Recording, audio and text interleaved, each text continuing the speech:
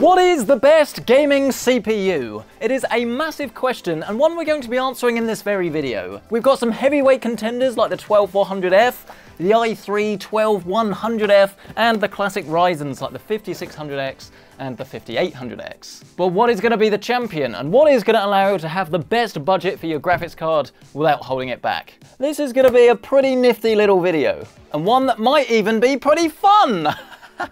Find out just how fun after a short word from this video's sponsor.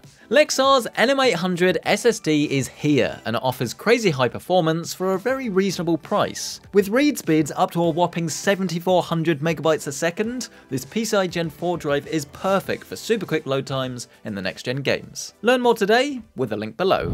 I'm not sure I solved that enough, but how can you not be more excited about gaming CPUs? Right, let's make ourselves some room and explain what a gaming CPU actually is.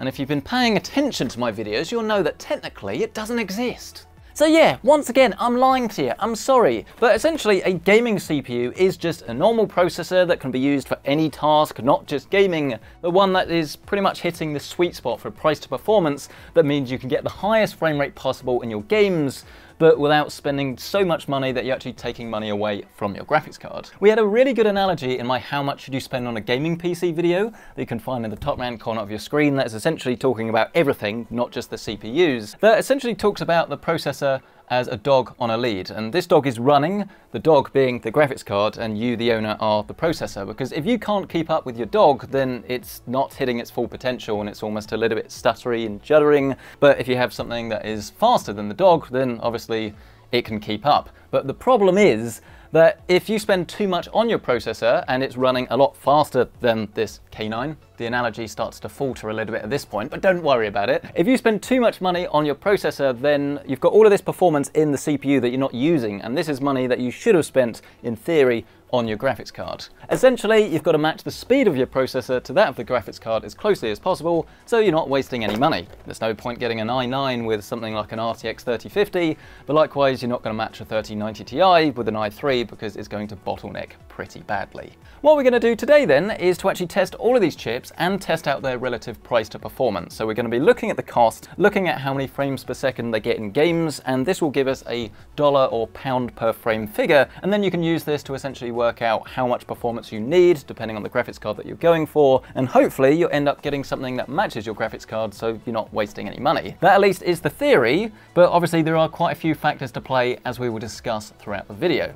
It's not just all about speed, it's about features, it's about motherboard pricing, it's about a load of other more boring things, but just as equally important. Step one is going to be to take apart my lovely gaming PC build that you can find in the top right corner of your screen. This was a nice little budget system, and turn this into something a little bit more test benchy so we can actually test everything fairly. People always ask what happens to my old builds, and the answer is they just get taken apart and parts reused or sent back, or they sit on the shelf for the next build, I guess. It's not really that glamorous, but they allow us to do tests like this. This is our new graphics card. What's this? This is a 6650 XT. This is the sort of thing that you would be using probably in a gaming PC, but we're going to upgrade this to something a little bit more fancy. Here we have our DDR4 Ryzen motherboard, but fundamentally this is going to be our test bench for all of the Ryzen CPUs. So this is a B550 mortar. The cooler we're going to use on both Intel and AMD. This is one from Zalman. NPS 10X Performer.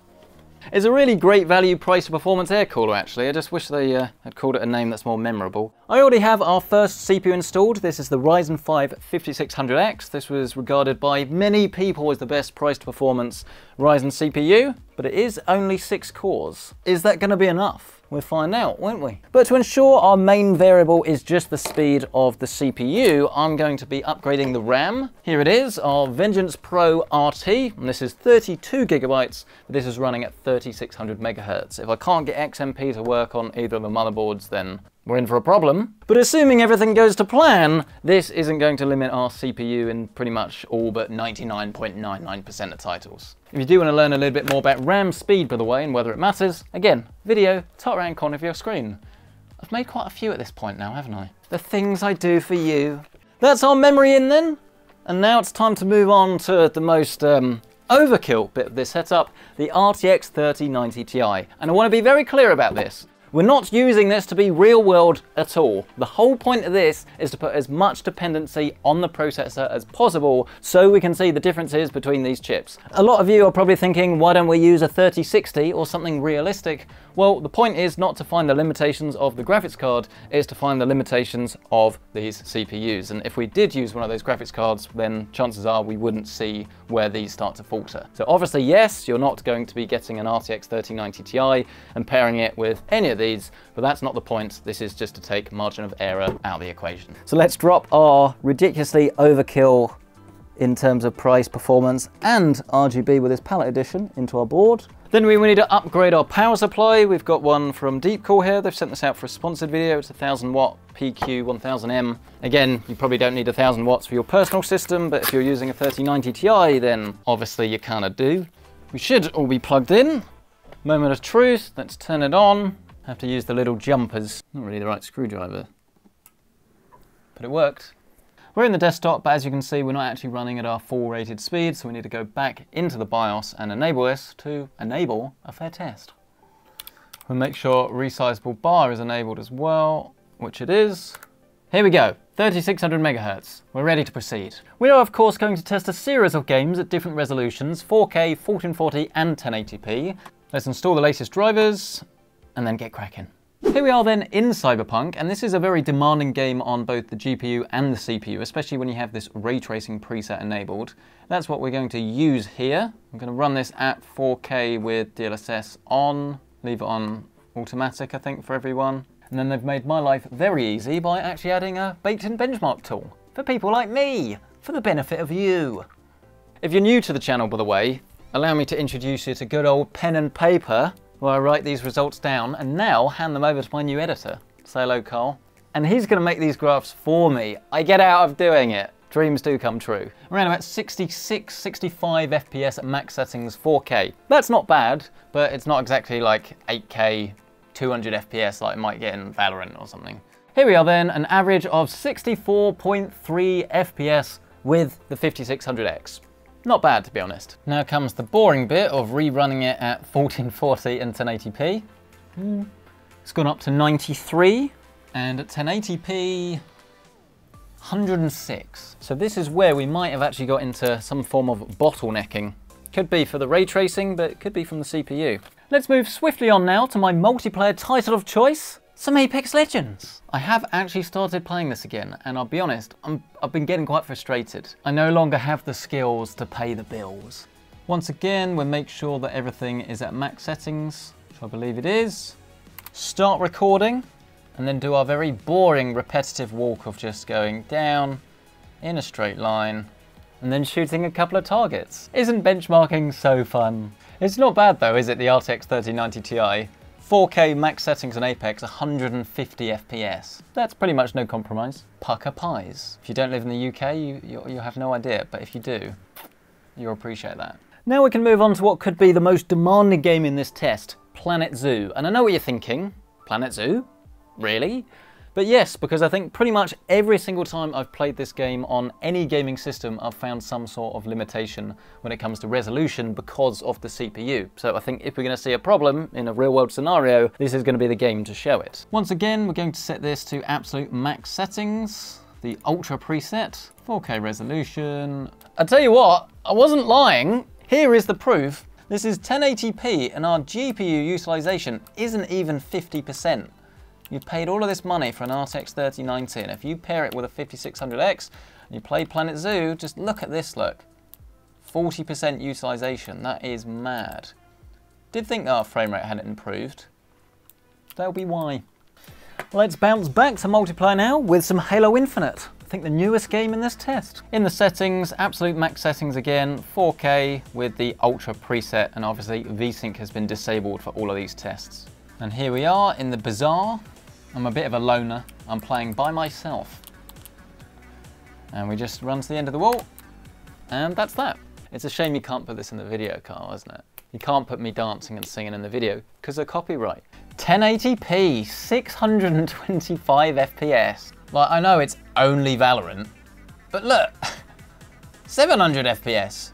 What is this going to do when we get our better CPU? we're barely even using it. We're around about 60%. That's mad. Right, that is us now done with our Ryzen 5. It's done its job nicely. Let's swap over to the 5800X, shall we? I think we're gonna get higher frame rates, but it's at more costs. What's gonna be the best option? That's the whole point of the video. Gaming CPU benchmarking day 2. I mean, it could be the same day, but I've just changed t-shirt. But why would I do that? Let's get this Ryzen 7 5800X in. This is going to have very similar performance to the Intel 12700. Probably going to have a very similar price, but again, it's all about relative value. Oh, come on, fan, you can come off. Remove the cooler, get some thermal paste remover, remove all of the compound on our old chip and on the cooler itself.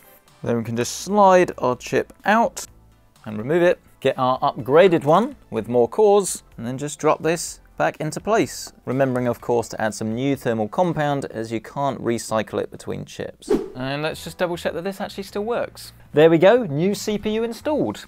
To make sure this is a fair test, we'll re-enable our XMP profile and make sure resizable bar is enabled. And we got 64 frames a second, which is exactly what we had with the 5600X. I think we could see that one coming. But what about if we set this to 1080p? Are we going to see a big difference? Because of course, as we lower down the resolution, the demand on the CPU actually goes up. And this is why we do a lot of our testing at 1080p when we're talking about processors. But the issue that I have is that most people aren't actually playing at 1080p if you're buying this sort of graphics card. So it tends to actually be that 1440p is the sweet spot, but we can really see the differences at full HD. That's why we do that in the testing. That makes sense? I certainly hope so. So let's really jump in at the deep end and try 1080p in Planet Zoo, because if there is going to be a difference, this will be the game that will show it. Just need to zoom into that zebra. There we go. Zoom into that zebra.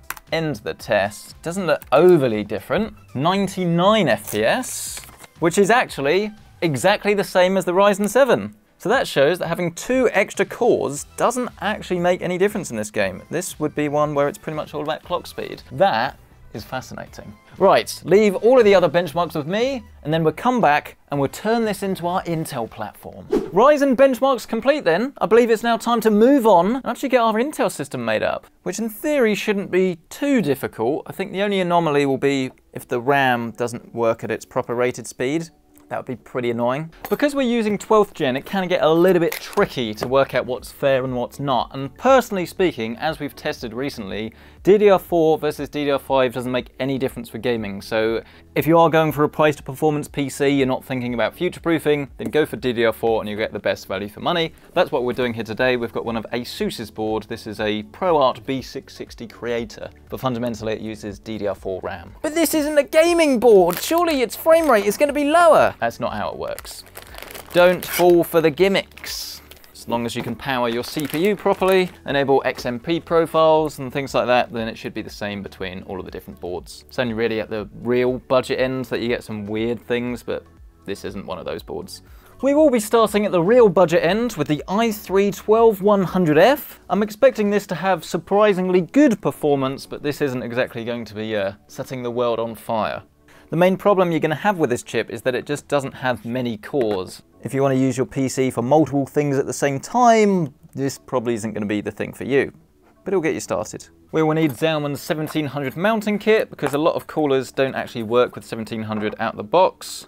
Slots the graphics card in there, give it some power. Well, it's turning on. That looks good to me. That looks good to me. i3-12100F. And it's fan out SSD as well. XMP enabled. Resizable bar on. Save and exit. And in theory, it should be as simple as that, but I'll believe it when I see it. Ray Tracing Ultra, run the benchmark at 4K. I think this might be a stretch, but I also think there could be a big surprise here, because imagine if this runs at the same frame rate. An average of 65 FPS, which, if my memory is correct, that's actually one more than we got on our Ryzen system. There you go, everyone buy an i3. Something tells me as soon as we change the game or resolution, that's not going to be the case. Otherwise everyone would do it.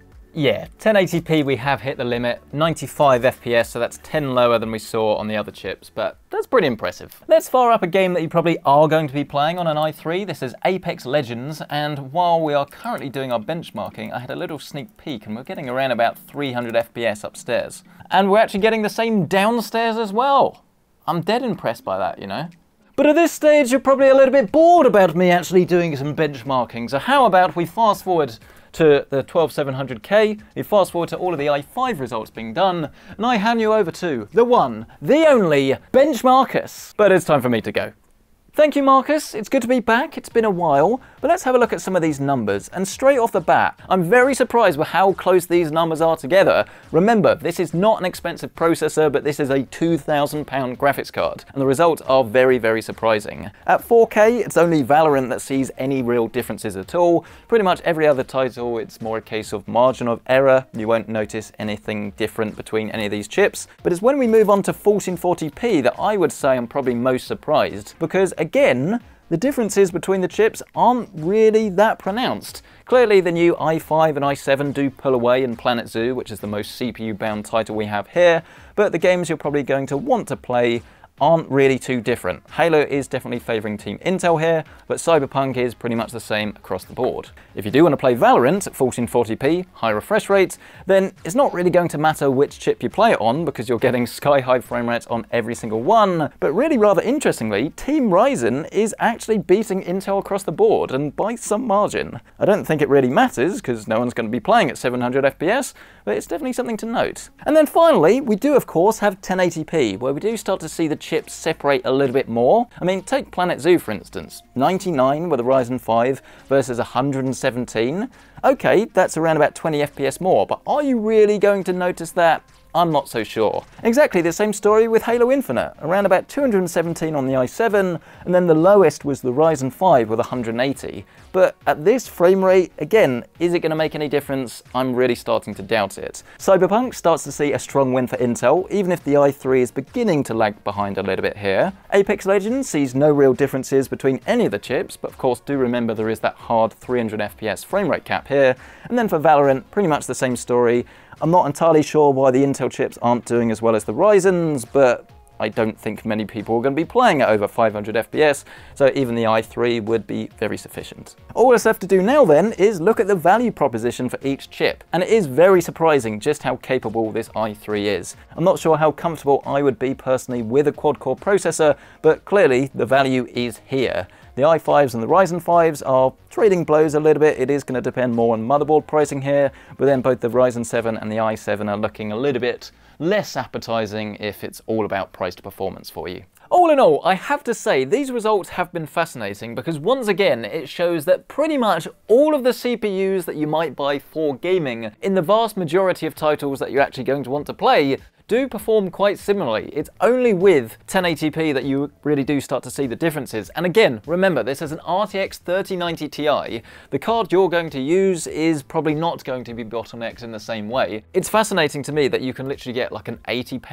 i3, pair it with the 3090 Ti, and it actually fared very well. The differences weren't crazy. For me personally, I think the clear recommendation is that you should go for a Ryzen 5 or an i5, because while the i3 is going to be brilliant if you really are on a budget, you're going to have to upgrade it at some point because 4 cores might be fine in one single game, but as soon as you open anything else, you're going to run into certain issues with stutter and it's just not really ideal. But it's great that the offering is there. These were definitely the two favourites coming into this test, but I think if it was me personally, I would go for Team Intel at the moment with a 12400, get the F version, not the integrated GPU one. The only thing that I would say about that is make sure you are getting an appropriately priced motherboard, because if you're spending way more for like a DDR5 board, you're going to have to pay for more expensive RAM, but even getting like a Z690 board just isn't worth it. You want B660 and you want it to be probably as cheap as possible, but still maintaining all of the features that you actually need from your gaming gaming PC. Otherwise, it's just going to cost you more money later. But either way, I would absolutely love to hear your thoughts on this. What is the best gaming CPU? Is it the one that's the best value, or do you need a little bit of future-proofing,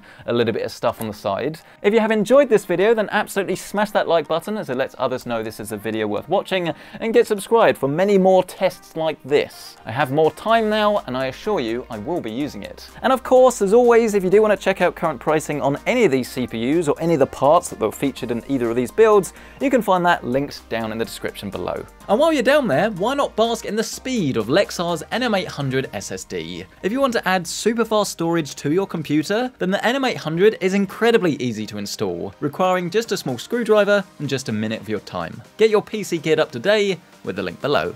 Thank you so much for watching. I'll catch you in the next one.